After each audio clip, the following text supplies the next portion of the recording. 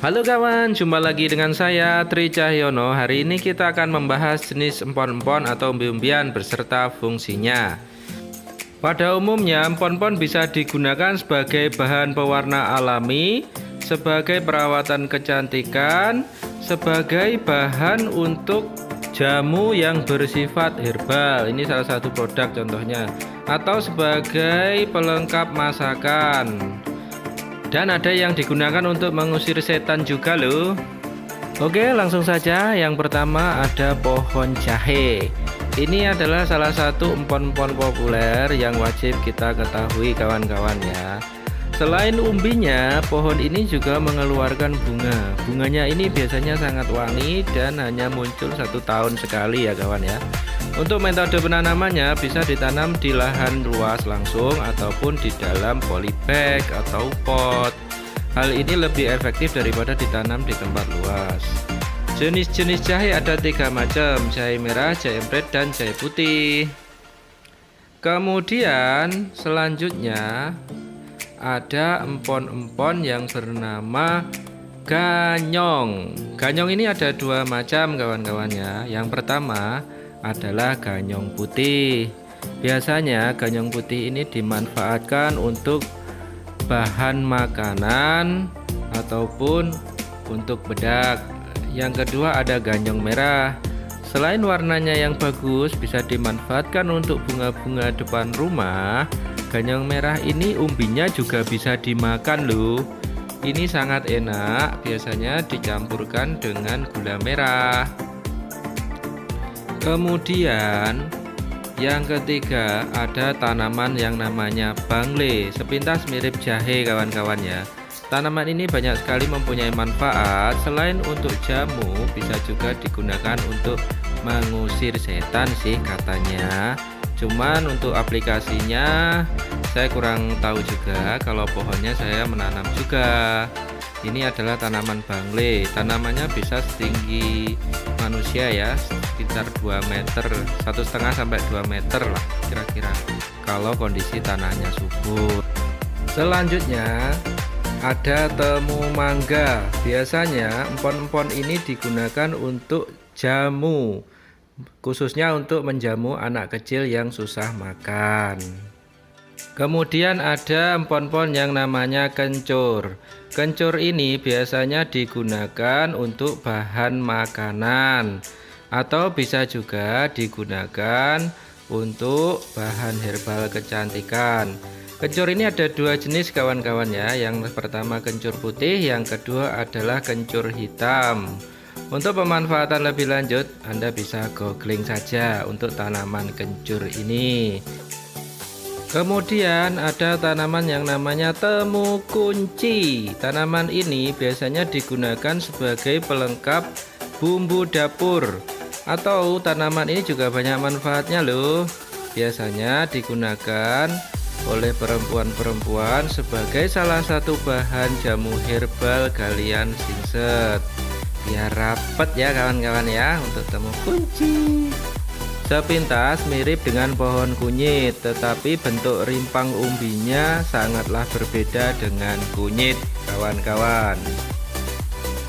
Kemudian ada temu yang namanya lengkuas.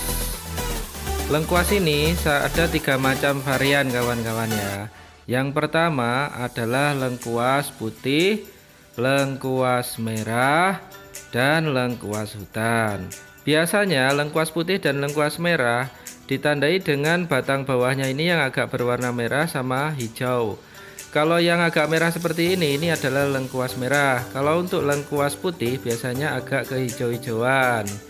Nah, yang ketiga ada jenis lengkuas hutan. Lengkuas hutan ini biasanya memiliki daun yang lebih luas atau tanaman juga akan terlihat lebih tinggi kawan-kawan ya daripada lengkuas hitam, lengkuas putih dan lengkuas merah ini.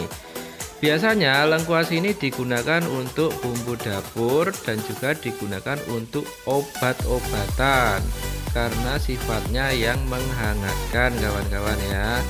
Kalau untuk membuat rica-rica wajib ada ini kawan-kawan untuk bumbunya supaya tambah sedap. Selanjutnya ada temu yang bernama kecombrang. Jangan salah kawan-kawan ya, biasanya kecombrang ini kita ambil bunganya. Tetapi ternyata ini adalah termasuk temu-temuan juga kawan-kawan ya. Ada dua jenis kecombrang, yang satu kecombrang putih, yang satu kecombrang merah. Biasanya ditandai dengan pohonnya. Kalau yang kecombrang merah agak kemerah-merahan, kalau yang putih hijau seperti biasa normal. Ini rasanya sangat enak kawan-kawan ya bunganya ya. Biasanya bunganya yang masih berkuncup itu nanti kita gunakan untuk bahan makanan, contohnya untuk sambal. Kemudian ada garut. Garut ini biasanya diambil tepungnya untuk dijadikan bahan makanan atau bahan roti. Dan jangan salah kawan-kawan ya, pohon ini biasanya juga bisa digunakan untuk luluran sebagai untuk perawatan kecantikan. Selanjutnya ada temu yang namanya lempuyang. Untuk lempuyang sendiri ada dua jenis kawan-kawan ya. Yang pertama adalah lempuyang wangi, yang kedua adalah lempuyang gajah atau lempuyang pahit. Untuk lempuyang wangi biasanya ditandai dengan rimpang umbi yang agak kecil dan berbau wangi jika dipatahkan. Dan untuk lempuyang gajah biasanya ditandai dengan rimpang umbi yang agak besar dan berasa pahit.